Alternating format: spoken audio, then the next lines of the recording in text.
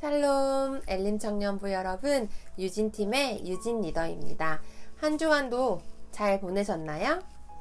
이번 한 주도 잠언 말씀으로 묵상하기 원합니다. 그럼 오늘도 기대함으로 새 청년을 시작하도록 하겠습니다. 오늘의 말씀은 잠언 21장 1절에서 14절 말씀입니다. 제가 말씀을 읽도록 하겠습니다. 왕의 마음이 여호와의 손에 있음이 마치 봇물과 같아서 그의 임의로 인도하시느니라. 사람의 행위가 자기 보기에는 모두 정직하여도 여호와는 마음을 감찰하시느니라. 공의와 정의를 행하는 것은 제사 드리는 것보다 여호와께서 기쁘게 여기시느니라. 눈이 높은 것과 마음이 교만한 것과 악인이 형통한 것은 다 죄니라. 부지런한 자의 경영은 풍부함에 이르는 것이나 조급한 자는 궁핍함에 이를 따름이니라. 속이는 말로 재물을 모으는 것은 죽음을 구하는 것이라 곧 불려다니는 안개니라. 악인의 강포는 자기를 소멸하나니 이는 정의를 행하기 싫어함이니라. 죄를 크게 범한 자의 길은 심히 구부러지고 깨끗한 자의 길은 고드니라. 다투는 여인과 함께 큰 집에 사는 것보다 움막에서 사는 것이 나으니라. 악인의 마음은 남의 재앙을 원하나니 그 이웃도 그 앞에서 은혜를 입지 못하느니라. 거만한 자가 벌을 받으면 어리석은 자도 지혜를 얻겠고 지혜로운 자가 교훈을 받으면 지식이 더하리라. 의로우신 자는 악인의 집을 감찰하시고 악인은 환난에 던지시느니라. 귀를 막고 가난한 자가 부르짖는 소리를 듣지 아니하면 자기가 부르짖을 때에도 들을 자가 없으리라. 은밀한 선물은 노를 쉬게 하고 품 안의 뇌물은 맹렬한 분을 그치게 하느니라. 아멘. 오늘의 말씀을 자세히 살펴보기 원합니다. 먼저 3절을 보면 공의와 정의를 행하는 것은 제사 드리는 것보다 여호와께서 기쁘게 여기시느니라 라고 말씀하고 있습니다. 여기서 공의와 정의는 말씀을 따라 사는 성도의 거룩한 삶을 상징하는 성경의 대표적인 표현이라고 볼 수 있겠습니다. 성도의 거룩한 삶이야말로 하나님께서 가장 기쁘시게 받으시는 제사임을 교훈하는 말씀입니다. 이 말씀을 남긴 자가 그 희생 제사를 드렸던 그 성전을 건축했던 솔로몬이라는 것은 우리를 놀랍게 합니다.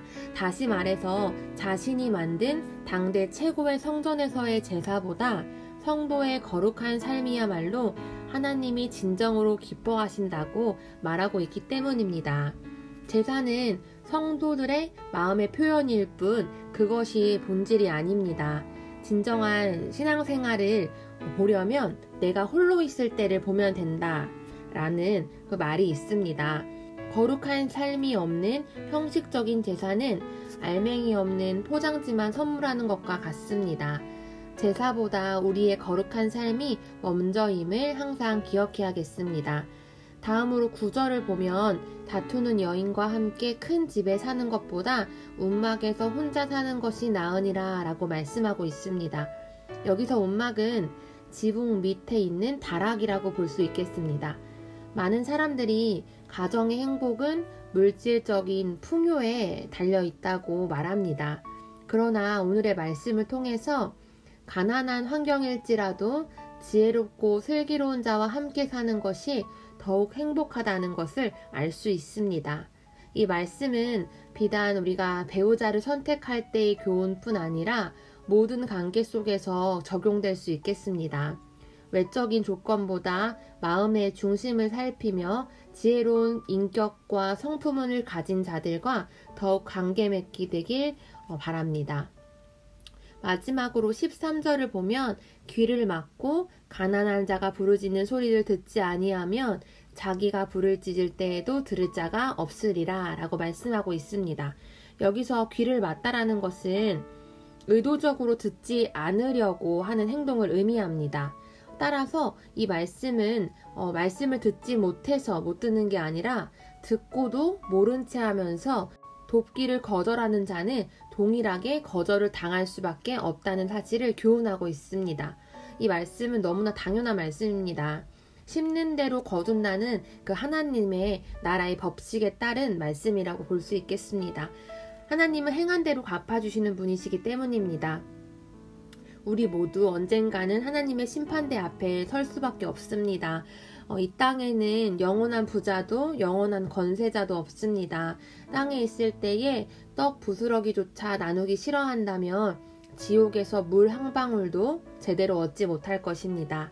이웃의 아픔과 요청에 무관심하지 않고 사랑과 긍휼을 적극적으로 베푸는 자들이 되길 소망합니다. 그래서 제가 오늘 만난 하나님은 제사보다 거룩한 삶을 기뻐하시는 분, 이웃과의 관계를 중요하게 보시는 분입니다. 그리고 오늘의 말씀을 통한 교훈은 하나님께서는 제사보다 거룩한 삶을 기뻐하신다. 이웃의 아픔과 어려움에 귀를 기울이자.